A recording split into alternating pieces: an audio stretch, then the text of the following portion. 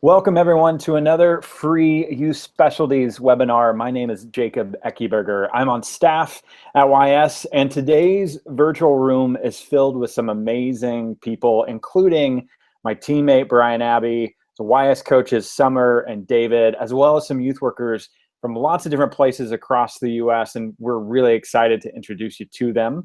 And speaking of that, let's go around the virtual room for some quick introductions. And David, why don't you start us off with just a minute of who you are, where you're from, and a little bit about your ministry. My name is David Frace. I'm the special assistant to the president of Lubbock Christian University, an incredible title.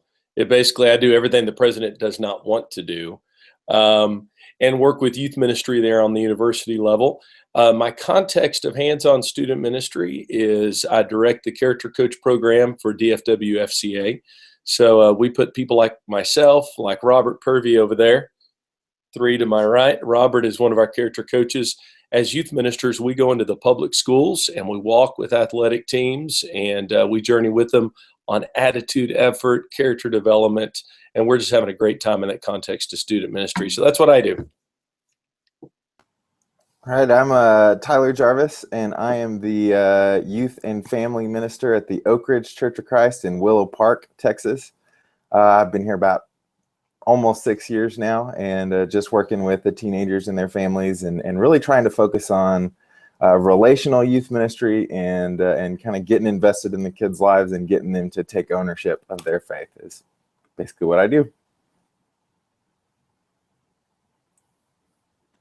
I'm Matt Pardee. I work at California Community Church in Agora Hills, California.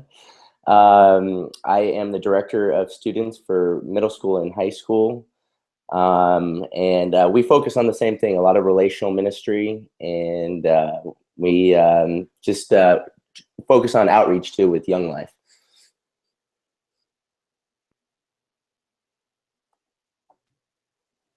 Well, my name is Greg Linus. I have been in student ministry for about 14 years, and I find myself just starting over again. Just started a new position in the Roscoe, Illinois area right at the beginning of January 1st. And so I'm at a beginning and asking some questions on how to transition this ministry from being purely program driven to having programs that actually support and chase relationships of discipleship. And so that's kind of where I currently am. I'm glad to be here today.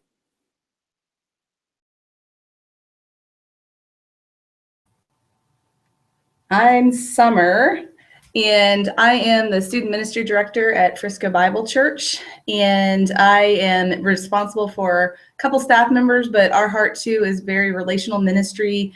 We want to involve the parents, but we are in an area of huge growth in our students in the high schools and the middle schools, and so our heart too is to really reach into our community and impact and figure out how to engage our students to know how to do that and to empower them to do that as they're growing in their relationship with Christ.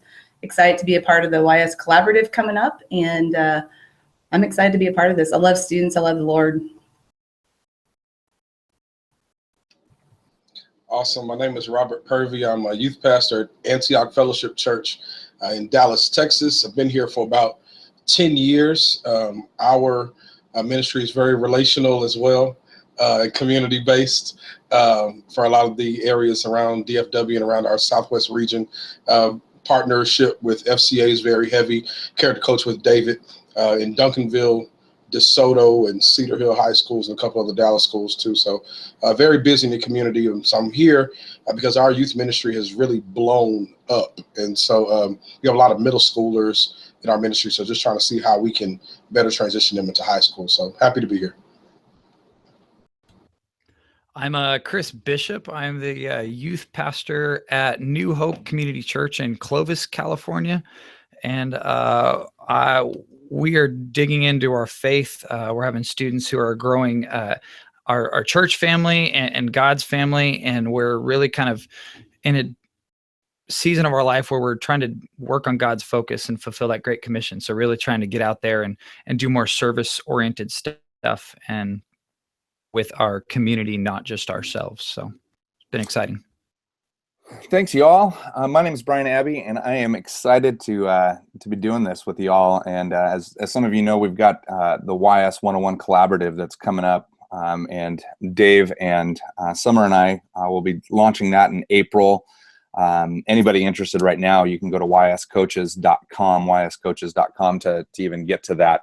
But a little bit about me: 17 years as a youth pastor. 9 years ago, started my own organization called Youth Mark that really made its mark in what we called Mission 51, training for the 51 weeks of life outside of the mission trip. That just put me kind of on the map nationally in terms of relationally getting to know so many other churches and pastors. And about 4 or 5 years into that, I was getting so many calls from churches that were in transition with youth pastors, and just, Pastor Bob calling and saying, "Hey, Sam just left. Do you know somebody that can help us?" And so I started doing these one-off little consulting gigs, helping churches in that transition period. And then that led to even doing some consulting with churches with current youth pastors. YS, I was speaking for them, and they came after me as, "Hey, what would it look like for you to lead this division called YS Search and YS Coaching?" So that's kind of the context of my role with YS that I've been doing for the last 3 years, and loving every bit of it. And we thought it would be important to really pour into the foundation of youth ministry. So many youth pastors coming out of college or doing a second career, coming back to the church, don't have just the foundations, kind of the key elements of doing youth ministry well. Too often a church doesn't on-ramp an employee well either. The first day on the job is, here's your new MacBook Pro, here's the keys to your office, and go. You don't even know how to get to the database. You don't know who the students are. And the most important, aspect of parents coming in and telling you that their kid is the most important and you better spend time with them, starts popping up pretty quick. So this is just a heartbeat for me, developing younger youth leaders, and not even necessarily younger in age, but younger in experience sometimes. And I know that that's Dave and Summer's heart too. Jacob's been so supportive on the content management side of things for YS that we kind of started collaborating on this and said, let's do a webinar. And all of us, we look to the word. Matthew 7 kind of comes to mind for me in this, in terms of the wise and foolish builder. And too many of us concentrated on the hoops and the whistles of youth ministry. First week on the job, you're thinking about remodeling the youth room. And instead of actually remodeling the foundation of faith for the students and the parents and the leaders, and we concentrate on the surfacey stuff. And so we want to just kind of get to the chase and cut to the chase and get to the grassroots level of building a wise foundation. So Dave, Summer, and I are going to take just a few minutes to kind of talk about what we see as kind of foundational elements.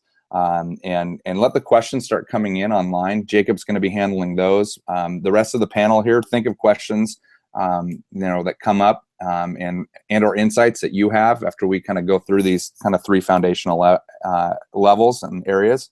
So Dave, I'm going to Dr. Dave. In fact, I want to give him cred, give them the shout out. Dr. David Fraze.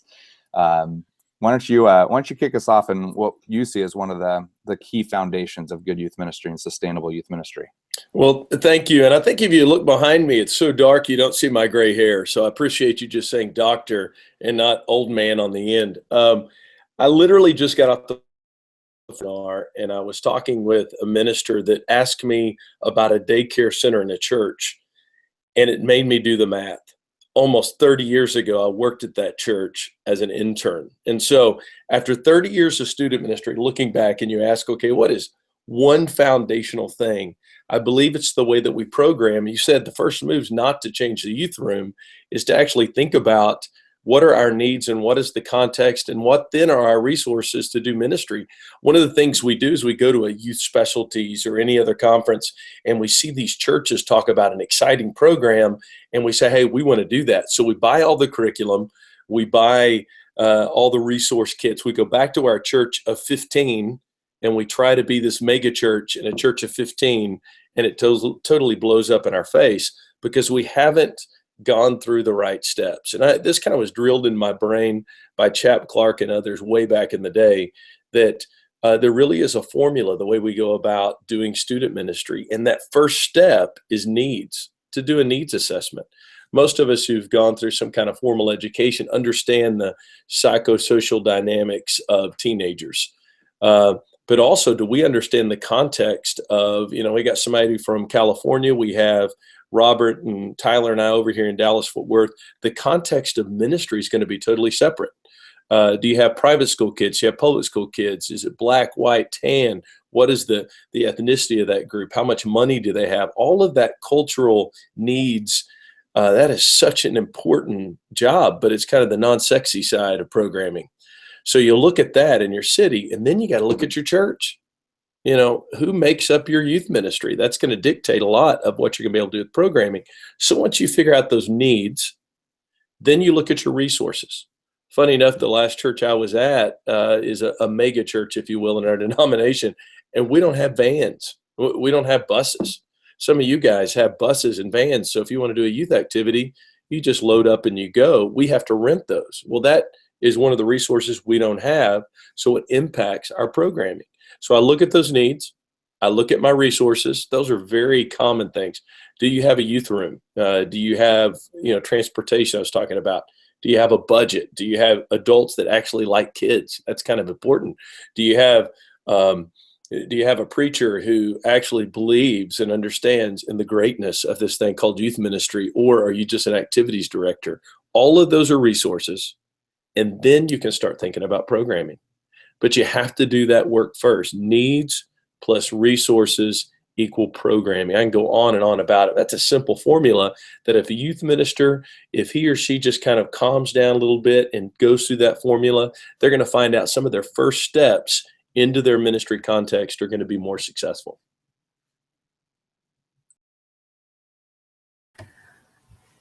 Well, I get to talk about the foundations of what we do with people, and that's really where our heartbeat is here at our church. And in my context, we have 2 new staff members, and both of them are currently in the process of the foundations of assessing what is necessary in parents and students. And the biggest thing right now is with the students. And when they came in, trying to build those relationships. And that starts from everything from growing and grabbing coffee with the kid that's struggling to the kid that has been here from birth till, probably death later down the road. And they are assessing and learning who they are. One of those new staff members is more familiar with the students, and what she is doing is she is just really making sure that those students feel valued, and that as we work with them, that they know that we are for them, and that from little things like sending them cards when we've missed them, or birthday cards when their birthdays come around. It's things that sometimes we overlook that are so simple that really add worth to those students, that they want to keep coming back because they know that on that side is a person that really loves and cares about them. And then that opens the doors for us to be able to show them that Christ loves them even more than we could ever love them. And we gain the trust and the abilities to engage with them in that capacity. There's also the dynamics of the interpersonal relationships of a youth group, and figuring out how, to navigate there's this group and that group, and really tearing down those walls and figuring out how to really make Christ the center of it, and not necessarily all the cliques, so that other people are welcome to come into our group. And one of the things that they started with when they were assessing students was really building a team, because you've got to have the adults that are there that love those kids, that are pouring into those kids in order for the ministry to be expanded. Sure, I can come in and I've got a big personality and I can minister to a certain number of people, but if I don't build into my leaders and train them on what it means to love Christ and to show that love actively to the students in our ministry, then we're going to cap out and not have effective ministry in that. And then the parents are very critical in our context. Specifically, we have a lot of parents that want to be involved. We have some that aren't involved, and figuring out with the leaders and figuring out with the youth ministry how to engage our parents, and then how to help kids that don't necessarily have engaged parents, and bringing those parents along and teaching them how to engage in ministry. And we are currently, again, they're assessing all of those things, and we are really seeing some amazing growth in hearts. Again, I think sometimes we overcomplicate things, and it really is just the simple conversations. It's getting on the phone and calling a parent and saying, hey, I haven't met you yet. My name is Summer. and letting them know us and getting to know them, and being available when needs come up or just to talk and chat. And that works its way through volunteers, students, and parents. And training each of those different spaces is critical for the foundations of youth ministry. Awesome. The third one that I wanted to identify today, on top of the needs plus resources equals program, and then what Summer just hit on in terms of kind of the trifecta I would call of relational focus, students, leaders, and parents, is the whole idea of communication. And just so you know, panel, I'm about ready to put you guys all on the spot. I'm going to tell you to unmute in a second because I'm going to give us a quiz. I know you don't even know what's coming yet. This is going to be awesome. It's like Bible quiz. Just kidding. But one of the things, Jacob, you're included too. I see you giggling, but I'm going to make you answer a question too here in just a second. But just the whole idea of communication, and I will tell you, with YS Search, when I go in and assess the needs of a church, because when a church hires us to do the search for them, I go on site for 24 to 48 hours. Summer, you know this because we did your placement. I do listening groups, and I will tell you that 8 out of 8 listening groups are going to say communication is an issue here. And the reality is that parents or leaders or staff or students, they prefer their way of communication. And so if they're a texter, they want you to text. If they still are on snail mail, then you better be sending out stuff on snail mail. And so I would just say that the general practice is over communicate, and always have about 7 forms of communication. This is where we're going to go with the quiz, because it's almost like Family Feud here. Top 7 answers are going to be on the board, and I'm going to ask you all to play the feud with me in just a second and identify, 7 to 10 forms of communication. But the whole idea of over communicating, making sure that students and that parents and that leaders know exactly what's on there. And so we want to teach rhythms of the year. And so right now it's February. I need to, all of my parents needed to have known 2 or 3 months ago the key summer dates and the key summer rates. So it's not just about the dates, but the rates, because they're saving up for football camp or cheer camp, gymnastics, and all the different clubs that their kids are a part of. And they need to know that the mission trip is going to be about $1,500. They need to know that camp's going to be $200 or $300. They need to know that the one-off barbecues and stuff like that might cost them $20 to $50 during the summer. You don't need to know the minuscule dates and times in December or January, but you do need to know the major things, because this has happened to me where youth pastor has scheduled, the move up Sunday to be June the 15th. Well, I already scheduled a vacation. My kid does not want to miss, my own son or daughter does not want to miss the move up day, but because it wasn't on the calendar, they might miss it because we already scheduled a vacation. The youth pastor is not the bad guy. Mom and dad are the bad people for scheduling a vacation. Well, I would say, no, the youth pastor is the bad guy because you let us know on June the 10th that they're moving up on the 15th. But every church that I go into talks about communication. We need more communication, and we need forms of communication. So I'm going to go across the board, and I'm just going to name your name, and you have to give me one form of communication. So everybody unmute right now. Everybody unmute. See, some of us couldn't even do that, so we're far behind. All right, so Chris, you get to go first. You get the easy one. What's one form of communication that you use? Texting. Greg. Email. Matt. Phone calls. Robert. Letters. We've got letters. Awesome. Summer. Instagram. Ooh, Tyler. Carrier pigeon. Oh, Tyler. I make announcements in the church services. Verbal. Awesome. Jacob. Facebook. I'm gonna go old school and still go flyers. Okay. I'm gonna hand out flyers. Anybody else? Let's name another one. Chris. Face-to-face over coffee. Okay. Being with somebody relationally. Greg. You took all the good ones. I know. We're above 7 now, just so you know. So we're going deep now. Yeah, I think panels. I'll sometimes use a panel, kind of the focus group type thing. Okay, so having a discussion about some upcoming event or whatever. Okay, Robert, you got any more? Periodic parent night. So parent night once a quarter. parent meetings. Awesome. David, you have one. I can No, tell you. that's what I was going to say, but I'd say to raise the standard on the parent meeting, what if the senior pastor talked about it from the pulpit? I was going to say just the big church announcements, big church PowerPoint or Keynote, whatever it is, slides that you're using, screens around the church, calendar, getting the calendar out way in advance. We can go on and on. Communication is key. And I will tell you, just anybody who's watching this, and it's really, really hard to do, but have 7 forms of communication for any major thing. Obviously, this week for us, I shouldn't say obviously, but for my own group that I'm involved with, it's midwinter break up here in Seattle. They have this whole week off, President's Week. And so there was a couple impromptu things. Like yesterday, instead of having our regular D groups, I wanted our 9th grade class just to go out to dinner together. And so I put it up on social media. So it hit Facebook, Twitter, and Instagram. So we got it out that way. And then I did a text.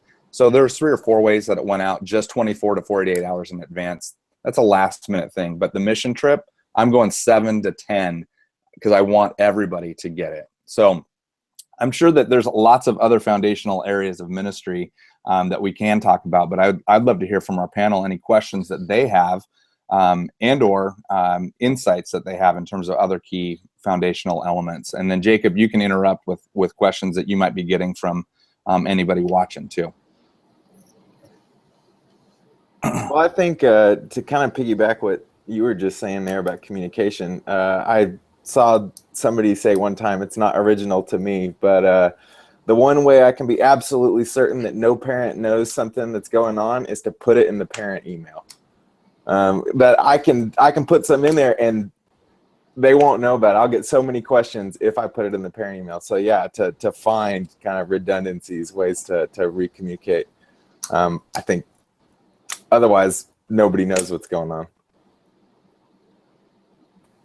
I also think keeping it simple, like even in emails, I know sometimes we've looked and there's so many words, no one's going to read all those words. So if you can do a quick bullet point or highlight really what you want them to know so they can kind of skim it, whatever it is, don't use too many words, just get to your point and the big picture of it and communicate that. And I think people tend to read it. You also forgot the really important potty signs, where you have the signs in the bathroom stalls that you can put flyers in there. I also forgot that. I see captive audience. We're blaming now. You're saying I forgot it. You might have. The opportunity we swung by. Guys are in and out so quick they can't even read. We put it in front of the urinals. I mean, they can go anywhere. So guys can go anywhere. That's a good, yeah, okay.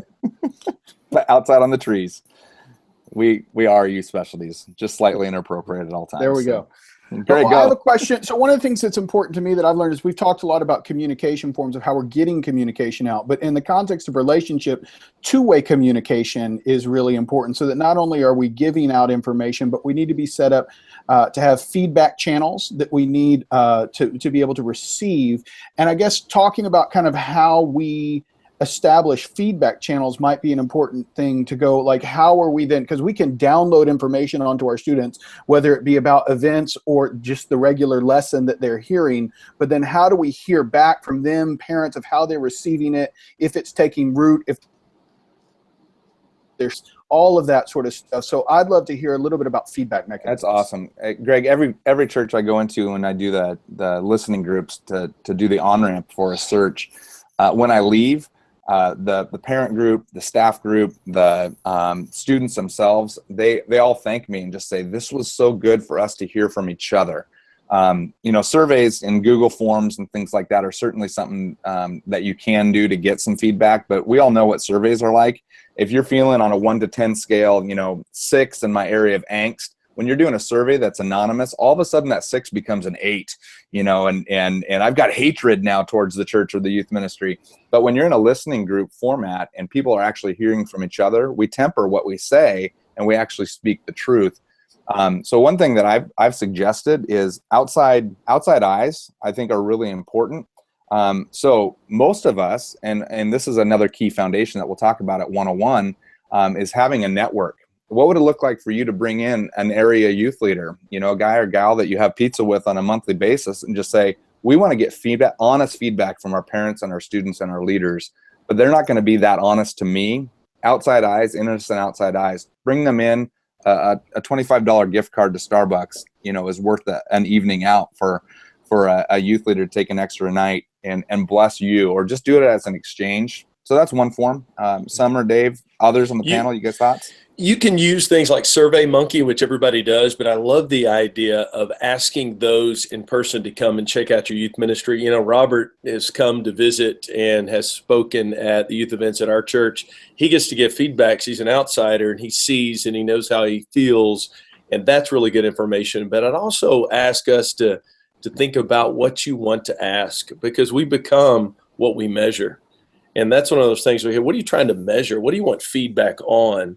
Because if you're just looking at numbers and excitement and, man, I'm all, did the kids really enjoy it? That's one thing, but that could be very subjective. I say spend a little time thinking about what you want to measure. Robert? I think you can never have enough feedback. I mean, I think sometimes we get boxed into event feedback. So we just want to hear back from how well we did an event. But I want to know, how well are we doing week-to-week ministry? How well are we doing things that we do all of the time? And so it's good to have a system in place to get honest feedback all the time from your parents on a consistent basis, so you can know what you're doing well, and other people can know what you're doing well too. I think to also keep an open mind as well, as you get that feedback that might not necessarily go your way, and you're like, oh, I didn't really plan that. That didn't sound that nice. But really to have that open mind as you're doing it, I think that that has helped me a lot to just as you get those complaints or those, why are we doing the same music over and over, and just kind of piddly things, like it's having that open mind really helps. And part of, and this is a pitch for what we do with coaching, guys, but we need individuals in our life that can look at what we do. It's exactly what you're saying, Chris, and to say, you know what, you're getting feedback that's negative because you're just not good in this area. And we need people that will tell us the truth about our teaching and our programming and our communication.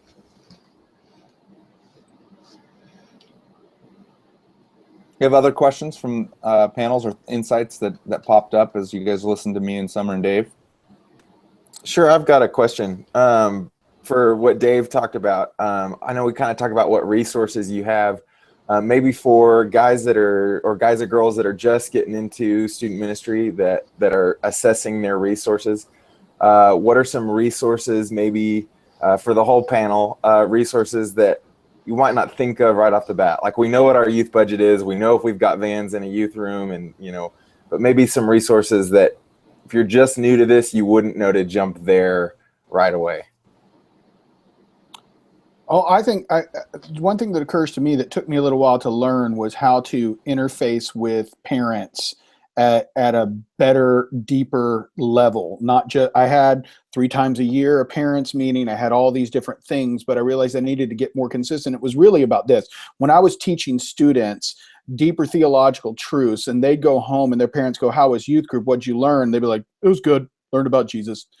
And the parents aren't given the tools to then engage what the spiritual content their kids are exposed to. So I started a weekly email to parents that they could sign up for that was just a summary of the lesson, of just going, here's the truths your kids were exposed to this week. Here's some ways you can pray these truths take root in their lives, and you can use this information to engage them conversationally. Because that was like a resource that tapping into that resource of parents at a deeper level, just that simple hour-long task at most that I took on each week, opened that door in a huge way. Just to follow up. Brian, go ahead. I was just going to say, just to follow up on that, we've been using Orange curriculum recently, which just gives us a ton of material to communicate with parents, like Instagram, Facebook stuff, newsletters, articles to send to parents.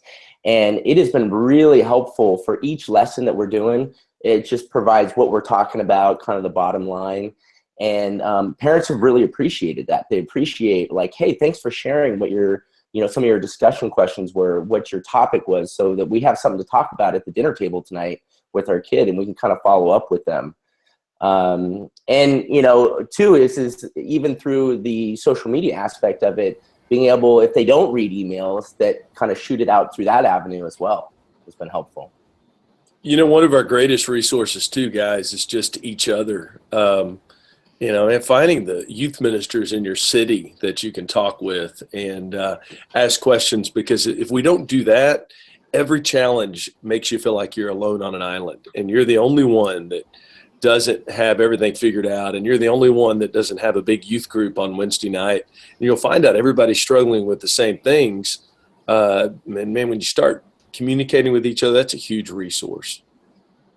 I was just going to say, kind of along that same lines, David, just in terms of the area-wide resources that you have, other churches in your area, when you're not in competition with each other, and you find out that you know, Church X has you know, 2 ski boats at their disposal, a couple people that are just really cool with doing that, doing kind of exchanges that way, or even partnering with them for events, those types of resources. One that I just rediscovered last night at that dinner night out for our D groups, combined freshman class of 2020. I just told on social media, hey, parents, bring your families if you want.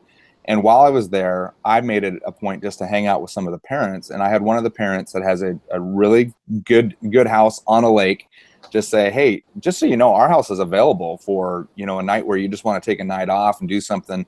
So networking within your own body and finding out, you know, what stuff people have. And sometimes it's the asks, sometimes it's being volunteered to you.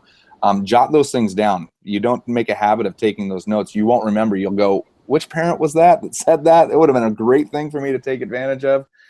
So jot it down, future resource, you know, type of thing. Yeah, I think a lot of times in the youth context, we know the what, but we forget about the who.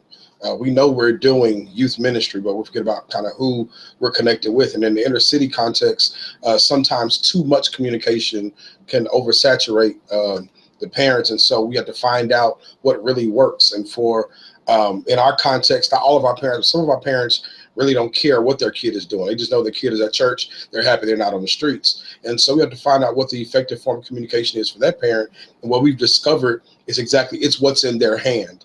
So emails were not working. So text messages have worked out perfectly. So they don't care about flyers. They don't care about emails. So what we discovered, we were just using all of our resources and really just not going anywhere with it. But we found out just using text messages, they love it. So, hey, this week at our Connect Bible study, we did A, B, and C, and they love it. Thank you for sending that. It's exactly what they want, but everything else, I guess, is just finding out, just knowing your audience, know who you're connected to. In some contexts, several forms of communications work because you have family-oriented families. But in some contexts, and especially in the inner city, the church is their family. The parent really doesn't care what's going on. They just know they're at church. I have a question for the panel. You know, a couple of you I have good close relationships with and have dealt with, and a couple that I've coached, Matt and Chris. You know, as younger youth leaders, what, and anybody can answer this, but just thinking in terms of foundational youth ministry stuff, overcoming parental conflict, leader conflict early on. What were some of the keys to you overcoming those? Because that's a foundational youth ministry thing. You know, the first time that you deal with the angry parent, angry board, or angry pastor, what's been effective for any of us? I can jump in on this one. I think the first thing is humility. When you are receiving any kind of feedback, I know, well, maybe not y'all, but my natural defense mechanisms kick in, and I want to defend what we're doing rather than stopping and listening to hear what they're saying and what they're thinking in the heart. Because oftentimes when we stop and we listen to what the heart is behind the complaint that they're giving to us, we may find that we're not that far off from where we want to go and what God is doing in the ministry. And so I would say humility and listening, and then I think also knowing your purpose and the mission for why God's brought your ministry into place and why it fleshes out, because then you can communicate in a more effective way to them the why of what you're doing and the reasoning behind what you're doing. So I would say humility and listening, though. You know, on that front, one of the things that I find pairs really well with humility in that, what I was going to say before you said humility was validation of their concern. And humility gives you the ability to validate that, is what it really boils down to. Because we do want to defend our program, because we spent time, energy structuring our program or event or whatever it is for a specific need that we saw, but we don't understand where they're coming from. And so to be able to say, hey, you know what, I know why we did what we did, but help me understand how that was received and what needs you were hoping were met, and to go, oh, okay, I can totally understand where you're coming from.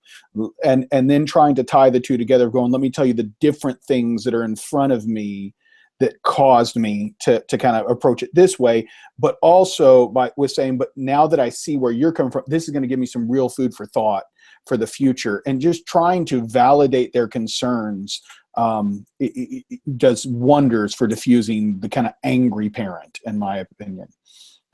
Yeah, something that I learned by doing it incorrectly when I first got started here at the church that I'm at now is we had a parent that was upset but wasn't confrontationally upset, was kind of running to other parents to talk about what they were upset about. And so I just thought, well, I know that they're doing this, but I won't go talk to them. I'll just try and make it better on my end. And it did not get better because it didn't matter what I did. She was unbelievably unhappy with everything that happened because I didn't go and directly talk to her right away. I think one of the best ways we deal with conflict is going and entering into that conversation. And sometimes you get yelled at, and sometimes the criticism's not good criticism. But if you can deal with it early, there's less festering and more chance of redeeming that relationship, I think, as you go forward. I think also, I think of developing the attitude of a learner, like always being a learner. Because you got to learn people. You come in, you got to learn your staff. You got to learn different things, and that helps, at least me, with Brian. You coming in and coaching me and having that attitude and that humble attitude of saying, "Hey, I don't know everything. I want to learn from you guys," and then almost inviting people into that relationship as well has been very helpful. That's good, man. I just had automatic flashbacks to that. Where did it go? Mongolian or something like that. We had a great discussion over a great restaurant. I just remember Tokyo Steakhouse. It was delicious. I'm hungry right now. Thank you. Absolutely. Hey, I would love to throw out, we just got 7 or 8 minutes left here. One of the keys that I know foundationally is that you can't do it alone. You guys have kind of mentioned that too, and building that volunteer team. Summer spoke to that early on. When you're a younger youth leader, speak to your success and or failures of developing a volunteer team. So many churches are actually looking for the Pied Piper. They don't know that sustainable youth ministry is built around a team. So they want that rock star guy or gal who can draw the crowd and build the crowd and want you to spend time with their individual kid. We all know that we need to build a team. So what was some of your successes or failures? Tyler, you jumped in on learning the hard way. Some of us learned the hard way with building a volunteer team too. So let's speak to that. I can enter into here real quick in that, I was the Lone Ranger model. I was going to do everything, and I took a great bit of pride in that. And I personified a lot of what I did. So it was like my value is in what I did. And then when I realized I wasn't the Messiah, I started having other people help me in student ministry. And one of my key volunteers said this, and it stung me. He goes, "Well, what do we pay you for?" And that's when I realized I haven't communicated and invited other adults to be more than sponsors. I hadn't invited them to be co-ministers. It was all about me. And once I released and communicated clearly our vision and let them know they are youth ministers, they're not just chaperones, they are going to be key individuals, and I let them receive the credit and not just me, and I praise them, and I let them be on the stage, I let them receive the credit. The industry just exploded. Yeah, I was real good at recruiting, horrible at retaining. So, I can get them to come in, but I was horrible at keeping them because almost like David, I didn't give them anything to do. I'll say, "Hey, come watch me do ministry," and I'll just watch you watch me. But once I had the mindset that I'm not going to be the rock star, I'm going to create rock stars. So I saw their skill set and their giftedness and placed them in the right position and pushed the kids to wherever they were. And I was just a facilitator of the rock stars. And so in that, I was just horrible at retaining. That's one of the great mistakes that I made. I think of the word passion versus commitment And I think a lot of times when we try to take it ourselves, we have a lot of committed people who are going to be there for the students, but we don't engage our leaders' passions. And that's just something I'm wrestling with in the last couple of weeks of how can I better engage my adult volunteers' passions and essentially release them to do ministry. Well, I think what I learned early on, the first few years I ran the solo machine kind of, and the volunteers I had were chaperones just kind of guarding the doorway, you know, so that people didn't escape. And soon I learned that was a quick formula for burnout. And I learned two things. One was, what was my expectation of my volunteers, and am I effectively communicating my expectation? And the mantra that I started working with after that was shepherds, not chaperones, and helping, and that just communicates a lot right there. Is that I'm inviting you to enter into a shepherding ministry with me, that you individually shepherd students' hearts, not just serve snacks or take attendance. That might be something that you do, but we're looking for people who want to shepherd students' hearts. And once that expectation is clearly before them, the next layer to that is giving them the tools and trying to train them so that they feel equipped to shepherd. Yeah, I think one more for me has been just the power of coaching, the power of coming to somebody else and saying, hey, I need help with this. I can't think through this on my own. And not necessarily getting the answers I want back, but getting more questions back than anything, but really the power of coaching and being better together. Finding that coach, finding that person, whether it be YS, whether it be a ministry coach someplace, finding that person has really helped me just step up and take my ministry to a whole nother level. It was awesome too. I was just thinking back in terms of my time with you there, Chris, and you guys. I'm really excited that you have been a part of this, and just thinking through foundations of youth ministry moving forward. You all have greatly benefited youth leaders nationwide, and the connections that you guys have locally with your networks that you're part of. Keep doing that. I just want everybody out there to be aware of an opportunity that we're launching in April 24th, 25th. In fact, we're kicking off what we're calling the 101 Collaborative, and it's a 7-month coaching process, really geared towards those that are in their first to third year of youth ministry. But I think it'll those that maybe just changed jobs and said, I kind of want to go back to the foundations of youth ministry. There's people that have been longtime volunteers that have now been offered, the opportunity to lead the youth ministry. But the 101 Collaborative is going to be bookended by on-site retreats. So we're starting actually down in Dallas, Fort Worth area, and kicking off 24th, 25th. And then we end the whole process at National Youth Workers Convention in Memphis in November. So we have those bookended retreats as part of it. And then the 5 months between of May, June, August, September, and October. Intentionally avoided July because that's when vacations, camps, and retreats and missions are all happening. So those other 5 months, we're going to do an online collaborative meeting, 75 minutes of kind of content and community. Everybody then also has a one-on-one with either Dave, Summer, or myself monthly, and then they'll also be in peer groups doing coaching. So there's 3 touch points each month in those other months. We're going to build community, 15, 18 people total, and NYWC is included in the price. We're going to get there 24 hours before and have 2 days of culminating retreat, and then the 3 days, 4 days of NYWC together. It's incredible value, freebies along the way as well. And that you can look at yscoaches.com as the application and all the information on the 101 Collaborative.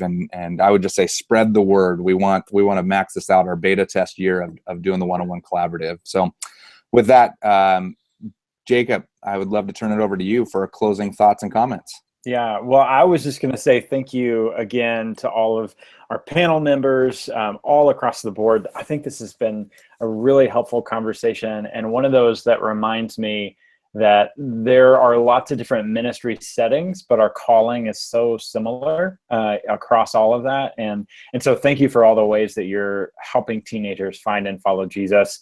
For those of you that are watching this webinar, we are doing these monthly now. So the next one will be on partnering with parents, and it'll be at the end of March, that last Thursday of March. We'll shoot out more information about it as we get a little bit closer.